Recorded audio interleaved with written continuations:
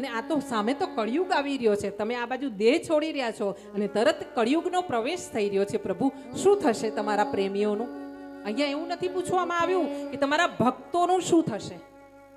હા, કારણ કે ભગત થવું ને એ બહુ અઘરું છે. ભગત થવું ને એ બહુ અઘરું છે. અને ભગત થાય છે ને એની પોતળી નથી રહેવા દેતા દુનિયાવાળા. તમે જોજો, જે ભગત થયા ને, જે ભગત થયા ને એની દુનિયાવાળાએ અને એમાં એના નજીકના લોકોએ એટલી પરીક્ષા લીધી કે બિચારો જીવતા જ જીવત મરી જાય. એટલે ભગત થવું બહુ અઘરું છે. એના માટે સહનશક્તિ, બુદ્ધિ અને ધીરજની બહુ જ જરૂર પડે છે. પણ પ્રેમી થવું બહુ આસાન છે.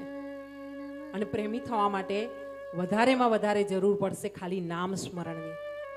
નામ લેતા લેતા લેતા લેતા લેતા લેતા એટલો પ્રેમ જાગશે ને હૃદયમાં કે પછી એના નામ સિવાય દુનિયામાં તમને અને મને ક્યાંય કશું સારું નહીં લાગે.